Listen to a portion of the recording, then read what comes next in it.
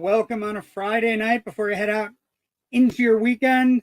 And it's spooky season around here, but for for cinephiles or film buffs, October is not only like spooky season, watching a lot of horror films, but it is also the beginnings of Oscar season. It's shiny gold men given out for performances and movies and everything that's theoretically going to stand the test of time.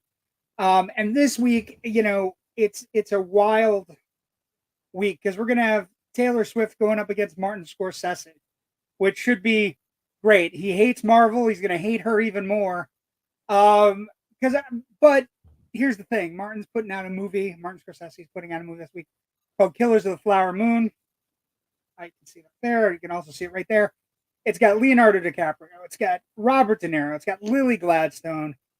And just so we're clear before going in on this, it's 3 hours and 27 minutes long. When you add trailers, it's about 3 hours and 47 minutes, depending on how nice your local projectionist is. So you're looking at a 4 hour event movie. It does run 327. It could it have been a television miniseries or something along those lines? Realize Martin Scorsese loves the big screen and he wants theaters to stay open and he wants things to think. So even though he sold this to Apple and this is an Apple production, he still wants you to go see it on a big screen, as big as you possibly can get. And in that forum, it is not his best work, but it is very good. And his very good is better than most very goods. Um, if you don't know anything about the story, basically, it's a true story from American history that has kind of gotten glossed over as many horrific um, indignities and, in this case, flat out murder, kind of got glossed over. It's very much in line with everything you've been hearing about recently, the Tulsa riots, where basically an entire faction of wealth was wiped out from the African American community. This also happened in Oklahoma to the Osage Nation.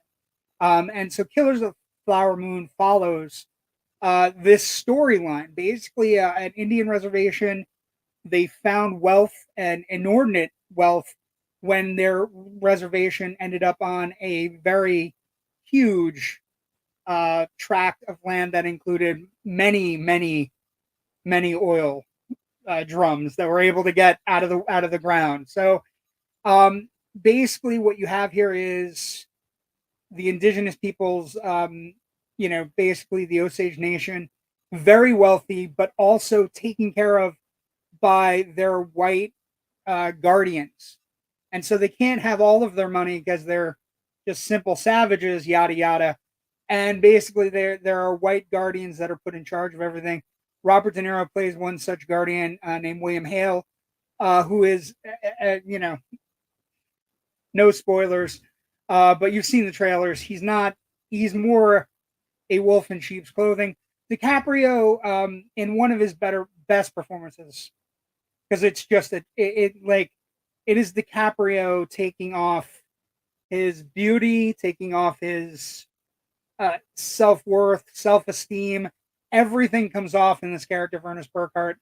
And basically comes home from war, and basically is brought in by his uncle to essentially marry into the Osage Nation, and then, by any means necessary, make sure the money comes back to his uncle and their family, the Burkharts, and the Hales. So it is a real interesting movie in the sense that DiCaprio is not highlighted. Titanic, this ain't. And his character is kind of dumb, but also kind of like greedy, but also kind of in love with Lily Gladstone's character, and she is absolutely stellar. Everything you've heard about Lily Gladstone, and the possibility of her winning an Academy Award for Best Supporting Actress is right in line. So everything you've heard about her, she's amazing. She wears everything on her face. Her face is just everything that happens to her and her family, her sisters, her mother, her children, everything that happens in this movie, and it's rough. It is a rough road to hoe. It is not for the faint of heart. It's a very violent movie. It has very violent undertones with how we treat people in society and how some members of society take advantage of others to the point where they're literally just committing crimes. This and that's basically, and the first portion of the movie is DiCaprio falling in love with Lily Gladstone, Lily Gladstone falling in love with DiCaprio, and it's kind of a beautiful love story up until a certain point, right? I mean, until the crimes start to mount and everything starts to happen. Lily Gladstone plays Molly Burkhart. She eventually marries DiCaprio's character. It is, she falls in love with him, even though he could be a coyote in sheep's clothing. And basically everything starts playing off of that. Second half of the movie is very much in line with a historical drama slash courtroom movie. So it's got everything. It runs close to 4 hours. It covers the love story early, exactly how the Osage got where they got, and various people throughout the tribe just losing their life. Some suffer from alcoholism that is encouraged, or melancholy that is encouraged, and most of them are just flat out murdered.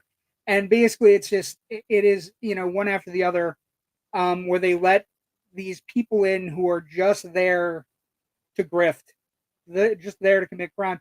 So in many ways, it is like a culmination movie for Scorsese, because these are, like, he started out in Mean Streets. He did Raging Bull. He's done Taxi Driver. He's done all these movies where crime is part of the fabric. This is crime that's not out of necessity. It's not Goodfellas where they need to make money and need to be able to do stuff, or need to make it into the family or anything like that, or Casino where they need to make the casino work or anything like that. This is out of pure greed and laziness, and it's kind of, in that way, it's a historical document, um, as well as a brilliant look at crime in a new lens from Scorsese. The idea that, I think in a lot of Scorsese films, there's a crassness to his criminals. There's also, some of them are noble, and some of them are not. Some of them turn to violence when they absolutely have to. Some of them turn to violence out of like a need inside to do it. The violence here is all out of greed and basically taking these people apart. It has a stellar supporting cast, where you look up and you see John Lithgow. Jesse Plemons plays Tom White, who in the second half of the movie is sent by an early version of J. Edgar Hoover before the FBI has been invented, and basically sends a bunch of guys in to investigate all of the murders that have occurred in the small town of Fairfax, Oklahoma, in a little over 2 or 3 years. There's insurance fraud. There's insurance fraud. There's flat out murder. There's robberies. There's grave robberies. There's moonshine. It's got everything. It's bursting at the seams, and that is one of the criticisms of the movie. It is so bursting that it gets away from the fundamental principles of the movie sometimes. Now, that it can be a good thing or a bad thing. When you're running 3 hours and 27 minutes and you're encouraging people to go to theaters like Scorsese has been in an effort to see cinema in its true form, I'm all for that, and I love him for doing it. But a 3 hour, 27-minute movie that just it kicks gears and then it shifts back, and then it kicks and shifts back. But the fundamental relationship in the movie is DiCaprio and Lily Gladstone, and it's a heart-wrenching, heartbreaking couple, because he is entrenched with his uncle, who is just not what he seems to be, and she desperately wants to believe that DiCaprio is actually gonna protect her and her kids and her family, and whether or not he fails it's not left for debate. These are actual historical people. These are real people. And so Scorsese, it's kind of an interesting thing. There's none of the excitement in the violence that, say, in a Taxi Driver or Mean Streets or Goodfellas. The violence here is crude. It's horrific. It happens very fast most of the time. You can see it coming, and there's De Niro. It's really interesting also that Scorsese here is playing with his two muses. He's playing with his first muse, who is Robert De Niro, who he's done so much great work with. You look down the line, you got Raging Bull, Mean Streets, you got Goodfellas, Casino, all these great De Niro, Scorsese movies. And now his new muse is DiCaprio. And DiCaprio is also his muse. We have The Aviator, and we have Wolf of Wall Street, and we have The Departed, and Shutter Island, and all these other movies. So it's real interesting seeing him play with his two favorite toys, and they are in lock in the movie, because so much of the movie depends on that relationship. So much of the movie depends on the relationship between DiCaprio and Lily Gladstone. Lily Gladstone is a revelation. She is strong. She is she wears it all on her face. And she also has to deal with, she's playing a character that's quote unquote sickly, which is how a lot of the women and the people of the Osage Nation are referred to by the less wealthy white people that are taking care of them. And there are some like astounding sequences with regard that Scorsese has made. A fire sequence that is through the lens that looks like it's right out of a stage production, with Gladstone and DiCaprio against the fire background, that's happening outside in the fields near their home. And then there's another sequence where Scorsese has, and again, working with people he's worked with, everybody that he's kind of, his kind of his tribe, his muse. He's working with a screenplay of Eric Roth and Martin Scorsese both wrote the screenplay. It is a labor of love. It's based on David Grand's very popular book. And they've been working on this for a little over 2 or 3 years, just getting it right. And from what I understand, everything reading about it, DiCaprio was originally supposed to play the Jesse Plemons FBI character, but he ended up taking the character of Ernest Burkhart, who's not a hero in any way, and was able to just kind of bring bring that to it.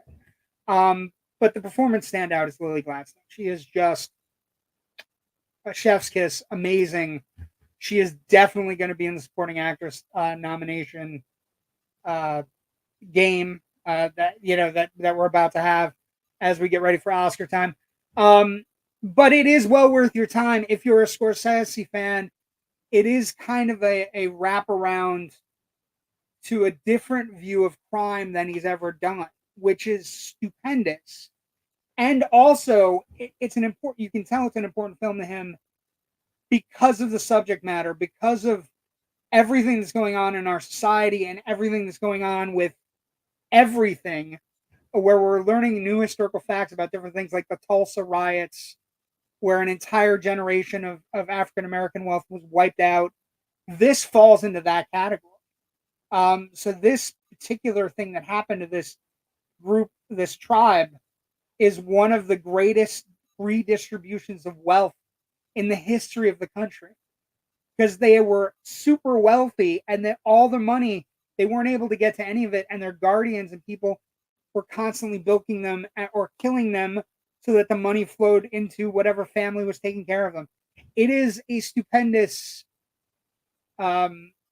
blemish on American society and American history that Scorsese obviously cares a lot about.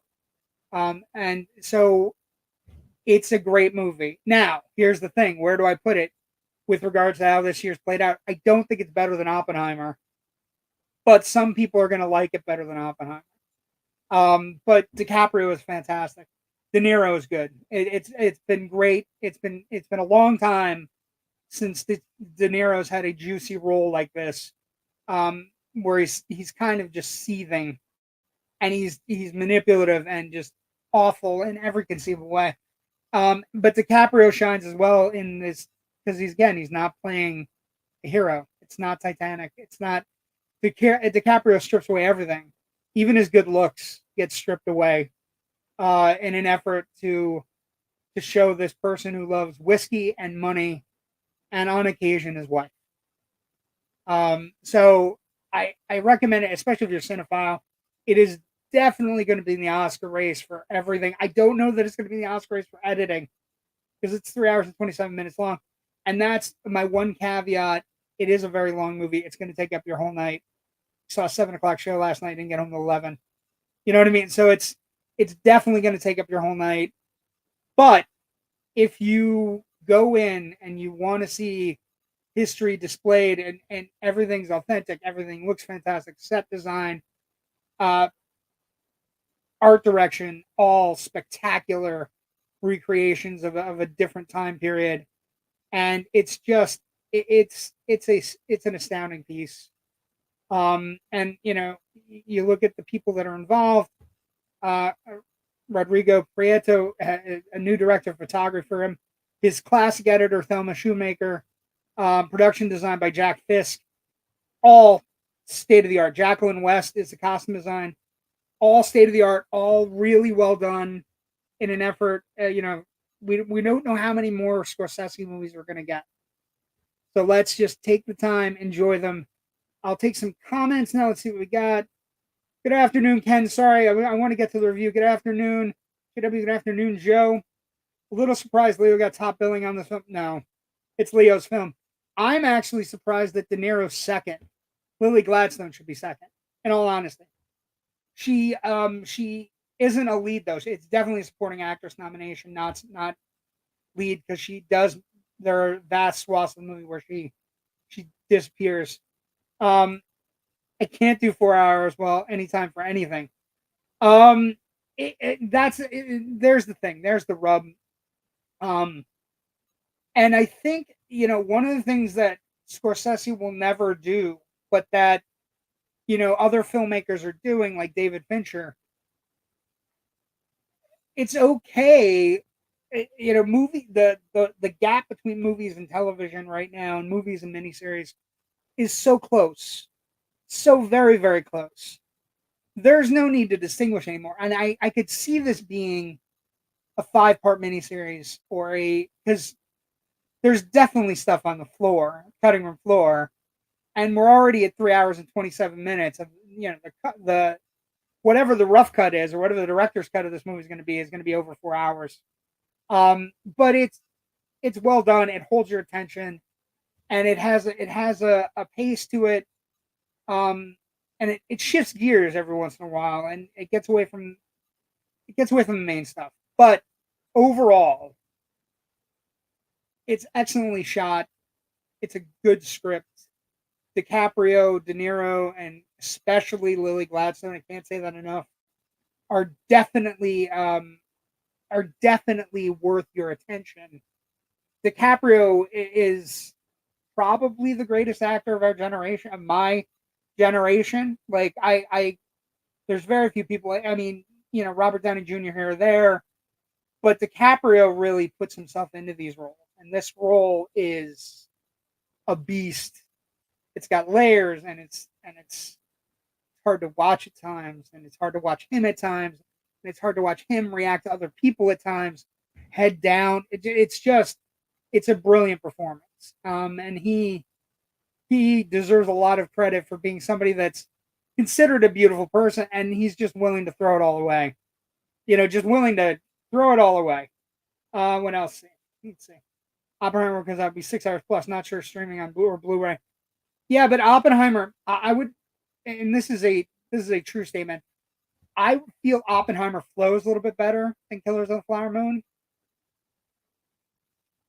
I think it's mainly because midway there's a gear shift where all the crime's occurring, and then eventually it gets to the shift where the what would become the FBI shows up, and then it becomes a different movie. It becomes more about fixing fixing wrongs. So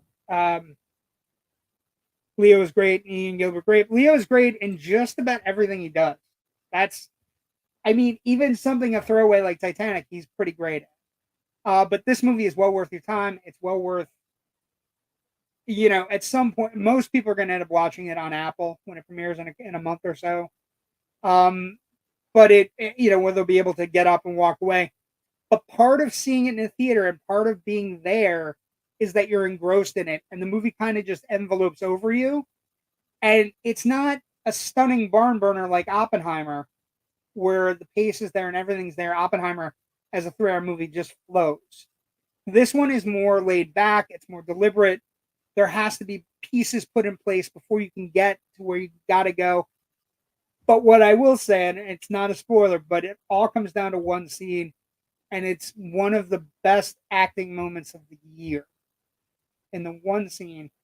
And it's not just the way she talks, it's the way she moves and the way there's a chair. Like it's such a good scene. And at some point when the movie's been out a while and it's been out on Blu-ray or whatever, we'll talk about it. It's my favorite scene in the movie, and it's the crux of the entire film. The entire crux of the film is DiCaprio, Lily Gladstone, Molly, and Ernest relationship, and Ernest as the failed, miserable husband of this incredibly, wonderfully warm, family orientated woman who's just a beacon. She's amazing. But that's all for this week. Next week, I can't believe I'm saying this, but next week we're going to be doing Five Nights at Freddy next Friday at 5:30.